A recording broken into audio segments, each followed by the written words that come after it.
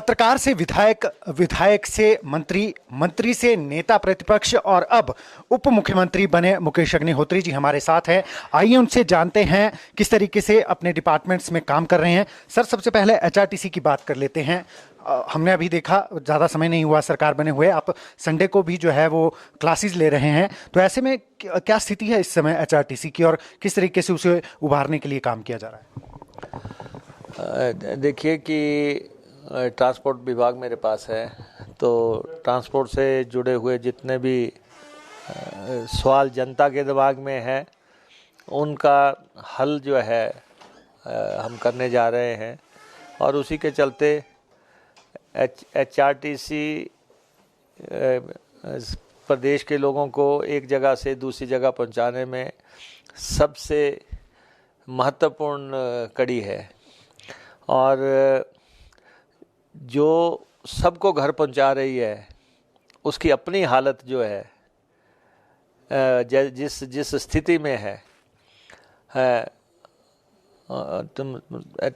HRTC के हमारे मुलाजम, हमारे कर्मचारी 11,000 लोग किस ढंग से लोगों की सेवा कर रहे हैं, समर्पण की भावना से काम कर रहे हैं, उनकी अपनी हालत क्या है, तो इसलिए सारा अध्ययन हुआ है और रोड मैप तैयार कर रहे हैं और जल्द ही उस पर अमल होगा और आगे बढ़ेंगे। कितना घाटा है सर, अभी कुल मिलाकर कितना घाटा है और क्या सरकार से भी कोई आर्थिक सहायता की मांग की जाएगी जिस तरीके से एचआरटीसी की स्थिति है उसे बेहतर करने के लिए? नहीं, एचआरटीसी में घाटा तो जो घाटा ही घाटा है। एचआरटीसी में जिस तरफ भी देखो वहाँ घाटा ही है।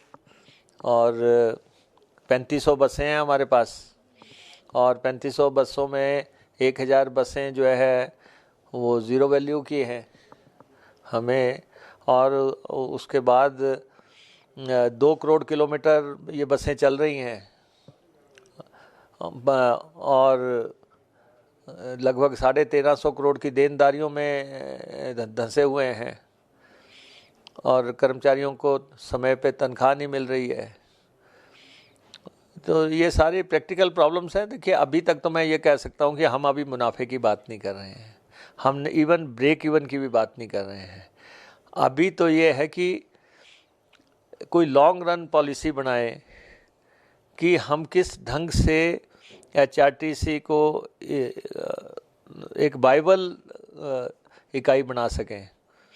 तो जितने भी अब तक इसके एमडीज रहे हैं मैं उन सब की भी मीटिंग लेने जा रहा हूँ जो पिछले 8-10 साल से 15 साल से जो है एमडीज रहे हैं, उन्होंने क्या देखा क्या पाया, उनसे भी बात होगी। तो लगभग हर बस टोटल अगर लॉस देखा जाए तो पर किलोमीटर 30 से 35 किलोमीटर का लॉस है। और देश दुनिया में जितने भी सेवाएं हैं वो सारे मुनाफे में हैं प्राइवेट की, लेकिन हम घाटे में हैं। हमारी घाटे की वजह ये भी है कि हम कल्याणकारी संस्था हैं, हम लोगों को रियायतें दे रहे हैं, सरकार की जो प्रतिबद्धताएं हैं उसको हम पूरी कर रहे हैं, लेकिन उसके बावजूद भी हमें अपना रास्ता तो निकालना पड़ेगा, रोड मैप तो तैयार करना पड़ेगा कि हम आय के साधन कहाँ से अर्जित करेंगे। और हमारे सिर्फ 6% रूट जो है मुनाफे पे हैं, 10% तक रूट हमारे जो है ब्रेक इवन पे हैं, 90% में तो घाटा है। और 708 रूट तो ऐसे हैं जो बेशुमार घाटे में हैं। और हम जहाँ 4 लोग भी जाते हैं बस, वहाँ भी हमने बसें दे रखी हैं। तो हमने अब थोड़ा बाइफर्केशन करने जा रहे हैं कि अगर कहीं पे टेम्पो ट्रैवलर से काम चल सकता है तो हम वहाँ पे वैसी पॉलिसी लेके आएंगे, कहीं पे इनोवा से काम चल सकता है तो वो पॉलिसी लेके आएंगे, कहीं हम प्राइवेट बसें हायर कर सकते हैं, उनके साथ हमारी कोई जो हमने इलेक्ट्रिक बसें लेनी है, इलेक्ट्रिक अपनी भी बसें चलानी हैं और इलेक्ट्रिक हमने हायर भी करनी है, तो वो कोई रणनीति ऐसी हो। तो हर तरह के रास्ते विकल्प खुले हैं। और आने वाले समय में सर हम ये देख सकते हैं कि एचआरटीसी पूरी तरीके से इलेक्ट्रिक वाहनों पर चली जाएगी, इलेक्ट्रिक बसेस पे चली जाएंगी और उसके लिए हर जगह जो है चार्जिंग की व्यवस्था होगी।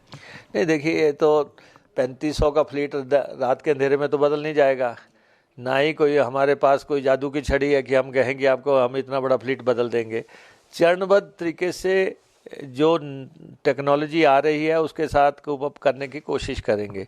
ठीक है, अगले बजट में अगर हम 200-250 बसें भी इलेक्ट्रिक ले आते हैं, वो मुख्यमंत्री जी से बात करेंगे, इलेक्ट्रिक बसें हम ले आते हैं, और या कुछ हम इतनी ही बसें जो है बाहर से इलेक्ट्रिक उनके साथ समझौता कर लेते हैं, करार कर लेते हैं कोई हमारा, तो वो चलेगा। लेकिन इसके साथ जो है इलेक्ट्रिक स्टेशंस भी बनाने पड़ते हैं जहाँ गाड़ी को चार्ज करना है।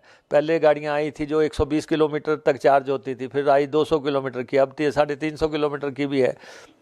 लॉन्ग रूट के लिए भी जो है कई जगह पे चल रही है। तो हम सारा डायलॉग कर रहे हैं, ऑफिसर्स से बातचीत हो रही है। जब हमारा सारे विकल्प जब हमारे सामने आ जाएंगे, फिर हम कैबिनेट के आगे रखेंगे, सरकार के आगे रखेंगे। देखो, बिना सरकार के रियायतों के, सरकार की मदद के अभी तो एचआरटीसी नहीं चल सकती। सरकार की मदद, खुले दिल से मदद, वो भी खुले दिल। मैंने मुख्यमंत्री जी को से भी आग्रह किया है और हमने फाइनेंस सेक्रेटरी को भी आग्रह किया है कि जब तक हमारी व्यवस्थाएं नहीं बनती, हमारे बस अड्डे, हमारे मॉल, हमारी वर्कशॉप्स, बहुत बड़ा पैराफर्नेलिया है, तो ये सारा हमें देखना पड़ेगा कि सर जो कर्मचारी काम कर रहे हैं, अगर वर्कशॉप की बात करें तो वहाँ की स्थिति बहुत दयनीय है। इसके अलावा जो ड्राइवर 300-400 किलोमीटर तक गाड़ी चलाकर जाते हैं, उनके लिए प्रॉपर रेस्ट रूम की सुविधा तक उपलब्ध नहीं है। और वेतन की बात करें तो वेतन भी सभी डिपार्टमेंट को 1 तारीख को आ जाता है, उन्हें वेतन जो है वो 10 तारीख के बाद ही जो है वो मिलता है। इसको लेकर भी फोकस किया जाए। देखिए, एक तो एचआरटीसी का पब्लिसिटी विंग ही नहीं है। कहाँ कहाँ आप बसें चला रहे हैं, कितने जोखिम भरी जगह पे चला रहे हैं। देख के, फोटो देख के भी आपको ये लगेगा कि यहाँ बस कैसे चढ़ाई होगी। लेकिन एचआरटीसी, बाकी डिपार्टमेंट्स ये हैं, अस्पताल में अच्छा काम होगा उसकी चर्चा हो जाएगी, एम्बुलेंस में की चर्चा हो जाएगी, फायर ब्रिगेड जो है, सब लोग। लेकिन ये भी तो 24/7 महकमा है, 24 घंटे 7 दिन हर समय पल पल चलने वाला महकमा है ये, है सब। वो भी सड़क पे ड्राइवर जाता है, यहाँ से दिल्ली जाता है, दिल्ली जाके भी उसको ये है कि मैं सोऊंगा कहाँ पे, कंडक्टर कहाँ पे सोएगा। 3 घंटे 4 घंटे के बाद वापस चलना, अगर नींद पूरी करने की जगह नहीं मिले। हमने इनको कहा है कि डीडीए से बातचीत करें, 200-250 बसें वहाँ जाती हैं, कम से कम उनका कोई रहने का कोई जगह बने। कोई सारी जो चीज़ें, जब तक कर्मचारी खुश नहीं हैं, तब तक आगे का काम संभव नहीं है। काम करने वाले की स्ट्रेंथ जो है वो भी हमें कायम रखनी है। तो मैं नहीं चाहता कि मैं ये तो नहीं चाहता कि वहाँ पे जिंदाबाद होती रहे, लेकिन मैं ये भी नहीं चाहता कि मुर्दाबाद होती रहे। कि आखिर मैं 5वीं दफ़ा चुनाव जीत के आया हूँ, मैं पब्लिक का आदमी हूँ, और विकास के मैंडेट हमने अगर कोई बुनियाद रखी तभी मैं लगातार जीता हूँ। अगर आज 20-25 साल से अगर हम एमएलए चल रहे हैं तो जनता की स्ट्रेंथ पे बने हैं। लोकतंत्र में जनता की शक्ति सबसे बड़ी शक्ति है। इसलिए मैंने अपने एचआरटीसी के कर्मचारियों से भी आग्रह किया है कि बातचीत से मसले हम हल करेंगे, बैठ के हल करेंगे। हमारे पास जो है वो आपका है, आपके लिए समर्पित है। हम जो ला पाएंगे लाएंगे, जो नीतियां आप बताएंगे वो हम इम्प्लीमेंट करने की कोशिश करेंगे। इसलिए in the best interest of the employees and in the best interest of the state, और लोगों के लिए सेवा तो है, वो तो हमें करनी है। सर, पूर्व मुख्यमंत्री आरोप लगा रहे हैं कि पहली कैबिनेट में वादा किया था ओपीएस का और 1500 रुपये देने का, लेकिन कैबिनेट ही नहीं बन पा रही है, ऐसे जो है आरोप लगा रहे हैं। भाजपा सरकार की कब कैबिनेट बनेगी, कब लोगों के वादे पूरे होंगे जो किए हैं, कब जो है वो 10 गारंटियाँ पूरी? देखिए, पूर्व मुख्यमंत्री जी विपक्ष के नेता बने हैं, हम उनको शुभकामनाएं देते हैं। हमने उनको पहले भी कहा था। कि विपक्ष में जाना है, विपक्ष के नेता का कानून बतौर मुख्यमंत्री रहते हुए बनाओ, वो नहीं माने हमारी बात। लेकिन अब हम उनको ये कहना चाहते हैं कि 5 साल का सफ़र बहुत लंबा है और इसलिए धैर्य मत छोड़ो इतनी जल्दी। अभी तो आप वॉक ओवर में ही हैं, अभी तो आप उससे भी बाहर नहीं निकले, तो आपने उससे पहले ही फतवे देने शुरू कर दिए कि सब फेल हो गए, ऐसा हो गया वैसा हो गया।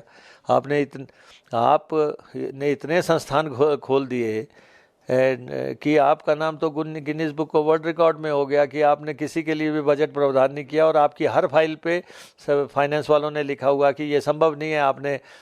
आपने जो है अपनी विशेष शक्तियों का इस्तेमाल करते हुए जो है संस्थान खोल दिए और आपने एक स्प्री थी आपको सत्ता कब्जाने की, इसलिए आपने जिसने जो कहा आपने किया।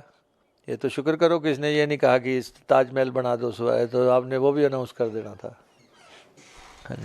एक और महकमा है सर इम्पोर्टेंट आपके पास, आईपीएच, और लगातार उस पर सवाल उठाते रहे हैं जब आप विपक्ष में थे, तो क्या इस पर इंक्वायरी होगी? जिस तरीके से पाइप खरीद हुई, जिस तरीके से आपने आरोप लगाए थे कि घोटाला ही घोटाला है। देखिए, हम कोई सिर्फ पोस्टमार्टम के लिए नहीं आए हैं। हमारा काम ये भी है कि हमने आगे प्रदेश को कैसे सर्व करना है। लोगों ने हमें मैंडेट दे दिया, जिन लोगों ने गलत किया वो हट गए, अब हमारी बारी है। अब हमने पहले तो ये बनाना है कि हमने विभाग को आगे कैसे बढ़ाना है। सिर्फ नलके लगाना या पाइपों का ये विभाग नहीं है, ये इसमें सिंचाई का काम है, इसमें फ्लड की प्रोटेक्शन का काम है, इसमें सीवरेज का काम है, इसमें और जितनी स्कीमें बन चुकी हैं उन पे मैन पावर की भारी भरकम अभी भी बहुत कमी है। तो वो किस ढंग से हमने बंदोबस्त करना है, तो अभी तो शुरुआती उसका मूल्यांकन चल रहा है और सारा देख के आगे बढ़ाएंगे और बाकी जो भी ज़रूरत महसूस होगी डिपार्टमेंट में करने की वो करेंगे। दैनिक सवेरा टीवी से बात करने के लिए बहुत बहुत धन्यवाद। तो ये थे हमारे साथ उप मुख्यमंत्री मुकेश अग्निहोत्री जी, जिनका कहना है कि जितने भी विभाग उनके पास है उनके साथ बैठकें की जाएंगी और किस तरीके से उन विभागों को सुदृढ़ किया जा सकता है, किस तरीके से उन्हें फाइनेंशियली जो है वो स्ट्रांग किया जा सकता है, इन सब मुद्दों को लेकर जो है एक प्रॉपर रणनीति इसके लिए तैयार की जाएगी।